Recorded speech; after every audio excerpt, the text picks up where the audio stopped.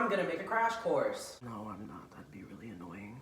Yeah, I don't have the energy for that. It's a very long day. The good thing about mythology is it is super easy to teach because you're just telling stupid stories. So this will be the cleanest 10 minutes of your life, trust me. Can you get out of my shop? Let's start off with our basics. Big Daddy Zeus. The thing you're gonna need to know about Big Daddy Zeus is, kneel down for this, it's been a long day. Generally for all the Olympians, you're gonna need to know what they're the gods of.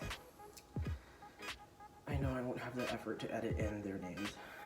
Their Roman names, and general myths that I will teach to you while we go along with this. We'll be fine, we'll be itchy. Zeus. Zeus, also known as in his Roman epithet Jupiter, you can remember that because Jupiter's the Big Daddy planet and he's Big Daddy Zeus. So you all probably you all watch Percy Jackson at some point in your life.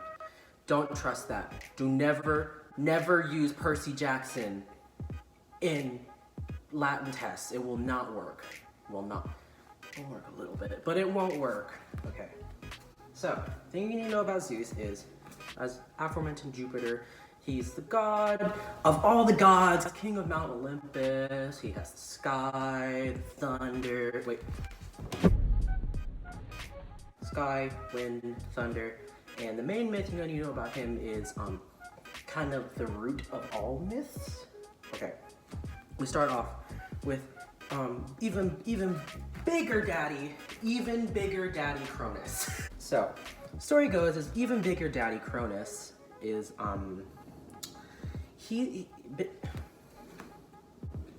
even bigger daddy Cronus one day decides that he wants to have children. But he goes to a prophet, you won't need to know which one, and the prophet tells him that those children will one day rule and overthrow him. So what does he do? He eats them all. he eats them all. Okay.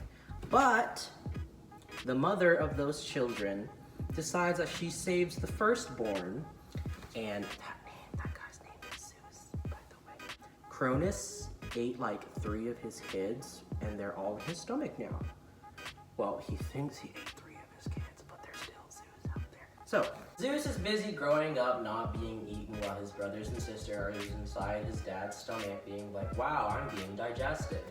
And so what happens afterwards when he comes of age, by the way, he was raised by a goat on a mountain, is that he comes back and is like, Hey, I'm alive. and then Cronus is like, no. Oh, you can't be alive. Hey, I'm alive. And then Cronus is like, I ate you. You're supposed to be here. and then what happens afterwards is like, Psych. Zeus cuts open the stomach and lets all of his brethren out. I don't know what this motion is. It's gross. It's like a... That's the only thing I knew about Zeus. After that, we have Poseidon, the dude with the trident. I don't have anything else with a trident down here. The trident. Trident. What you're gonna need to know about Poseidon is that he's of course the god of like the seas and the ocean and the water. But he was also known for being god of like the earth-ish. He's not exactly the earth, he semi-controls it. So basically they just used him to blame earthquakes on. Just remember it that way. Also, his Roman epithet is Neptune, like King Neptune, like from SpongeBob. I forgot to do that in the last day. Next up is Hades. Now, the thing about Hades is, when you think about Hades, who is like the king of the underworld and like dead people, you'd think he would be a really bad dude, but historically he's actually like the most tempered of all of the 3 brothers, or actually most of the Olympians. He's the only person who isn't really like raping and killing and murdering everybody. Killing and murdering is not nice. Hades, his Roman epithet is Pluto. Pluto, the tiny little small dead planet that like looks like I am right now. Tiny small dead planet that's really frozen over. You know, like Hades, underworld, frozen over. Actually, yeah, another detail you should know about the underworld. Historically, the Greeks never thought that you would burn in the underworld. They thought it would be like a really cold, like, landscape in which you would freeze to death in forever. Nice to know. Also, he is the god of wealth. You can remember that? Like, if you're Asian, you know, like when people die, and like you put like jewels in their mouth so they can like have like a little wealth to go to the underworld, like that. He's the king of wealth. Gold, rich, old man who's really not that mean. Go Hades. Next up, we have Hephaestus. Hephaestus slash, in his Roman epithet, Vulcan. You remember that by what I'm going to describe next. Okay, so Hephaestus lives in a mountain and he makes weapons for the gods. He's also known for being like super ugly, like super ugly. Like that's the main part of him. He will actually be known as the ugly god. Like isn't that a rapper? Additionally, he will also be known for two other things. He has a Roman name, it's Vulcan, right? But he also has another one. It's Mulcaber. Mulcaber. Mulcaber. I don't know how to remember that. Mulcaber. And also, this little segue into our next Olympian, he gets cheated on a lot. Like a lot. Like that's his main thing. He gets cheated on like a lot. By Aphrodite, also known as Venus. The thing about Aphrodite is she is the goddess of love and beauty, but the thing about that is that she's very jealous about it. She often goes off on big tangents of murdering people for thinking that they're prettier than her. Yeah. Of course, you know, like Aphrodite is like, I'm your Venus, I'm your fire. You can use that to remember her other name, Venus. Wow, on the fly learning. Aforementioned love, beauty, we're on this. That's not a love song. One of her creation myths is that, well, it's the main one. There's a very famous painting of Aphrodite rising out of the sea, out of a clamshell, and she's like, that's all I can describe it. She's just there. The background for that myth is that a Titan, which is like one of the brothers of the Cronus myth, you know, Cronus had brothers, they're all called Titans, and they give birth to Olympians, that's the whole thing. One of the Titans, how does his pee-pee, like, cut off, and they threw it in the sea, and it became Aphrodite. Yeah, Aphrodite was born of the god penis. Yeah. Next up, we have Athena. I'm trying to make her like she's like martial combat. Yeah, she's like tactical warfare and stuff like that. I was trying to did it. Athena, also known as Minerva. Have you seen Captain Marvel? If you've seen Captain Marvel, Minerva's like the blue lady. Or just probably like your old elementary school librarian. Athena is the goddess of like wisdom and like tactical warfare. We'll get into the bloody warfare later. And weaving and like of the flute. Oh yeah, oh look, she has her she created the little flute. Don't ask why it's closed. The thing you're gonna need to know about Athena is her most famous myth. Or two of her most famous myths. The Arachne one goes like so. One day, this beautiful weaver in this random town is weaving very hard. She's like, that's my weaving. Okay. And then she makes the mistake to be like, I'm better than the goddess of weaving herself. Why did I get goddess of weaving herself, Athena.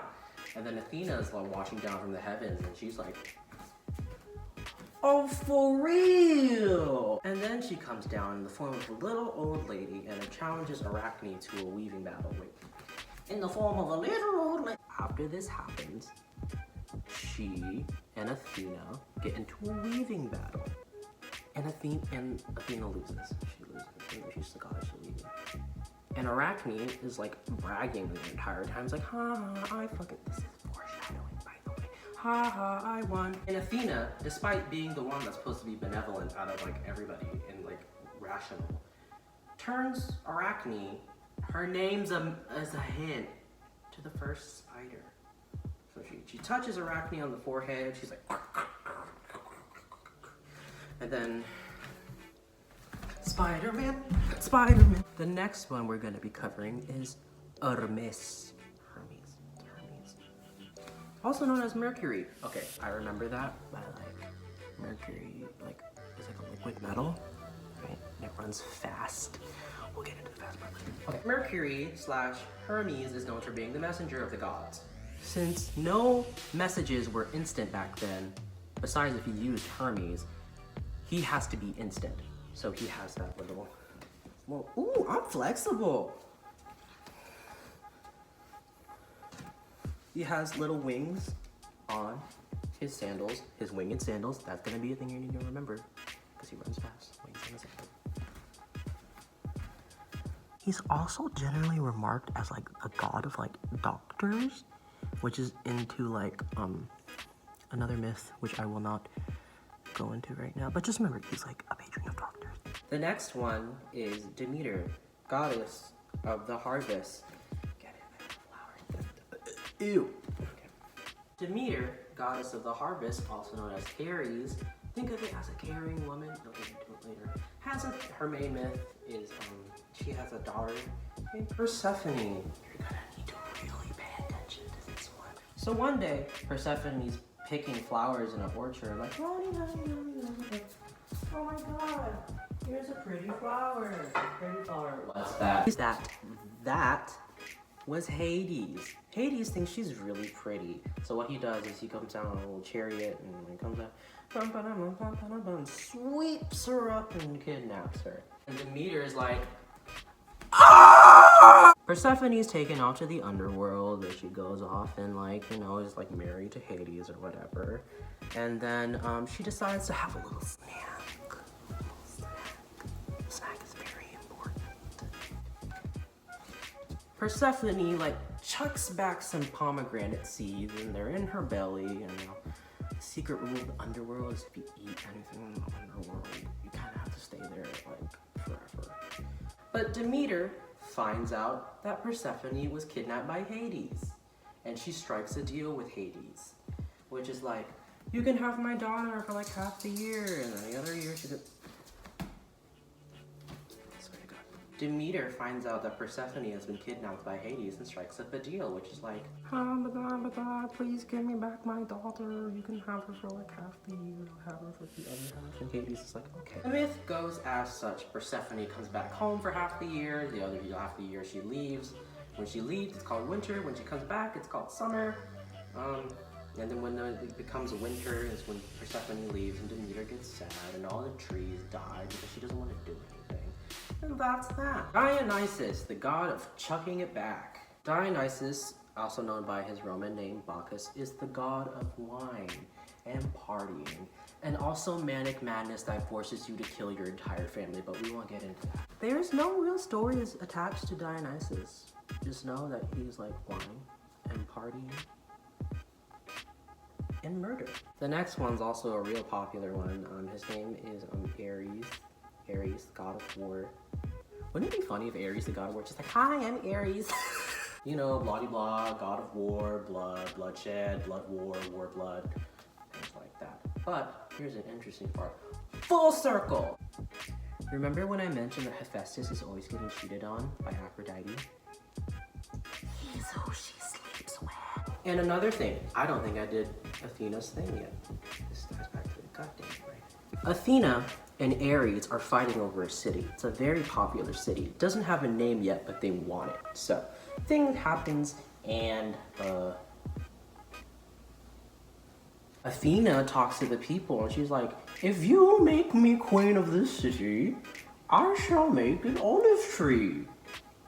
I sound like that dude from Wizard 101. And Ares is like, no, if you make me king god of this city, I'll give you a saltwater spring, which I don't know why he has control over that. I thought it would be Poseidon, but I guess he can do that.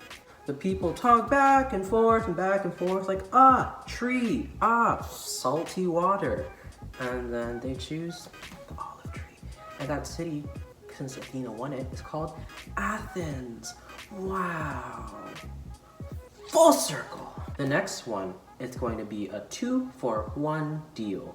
I had to rehearse that many times because I was going like 2 for 1. They are the twin gods, the Dioscuri, Artemis and Apollo. Let's start with Artemis. So, the thing about Artemis is she's the goddess of the hunt. I like to think of her personally as Merda from Brave. That's very Romanian. She's a very bold, brash woman who goes around basically killing anyone with her bow because she wants it. Artemis is goddess of many things, including the moon, the hunt, get it, like archery, Artemis, and virginity. She goes by her Roman name Diana, and I can think about that because I think of like Artemis is like a hard-working archery woman, and Diana, if you don't know this, is the real name of Wonder Woman. So like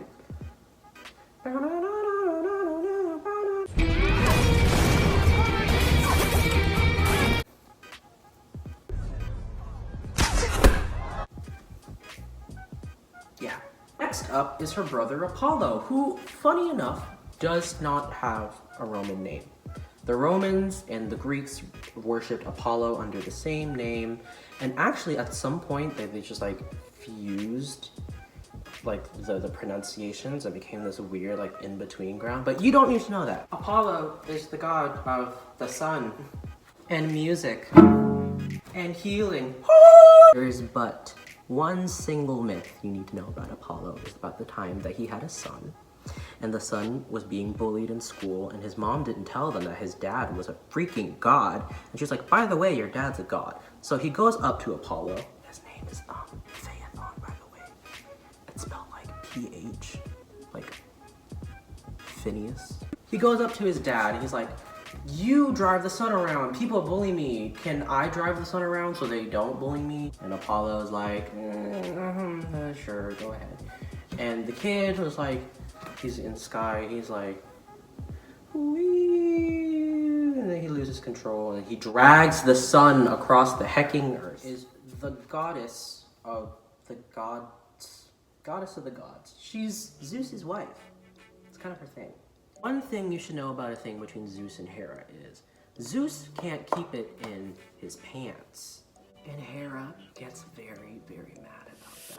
But instead of actually like going against Zeus, but if she tried to go against Zeus, she'd probably get killed, so I don't blame her. She goes after the mortals that he sleeps with and like does very terrible things to her. You probably don't need to know that. Just know that she's very jealous of him because he has lots and lots of affairs, occasionally in the forms of animals and women,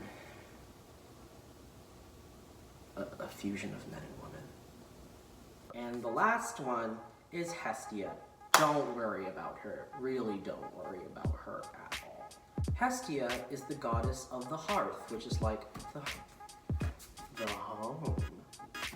Get it? Because I'm in my house. And also like the keeper of the flame, which is a weird thing to worry about.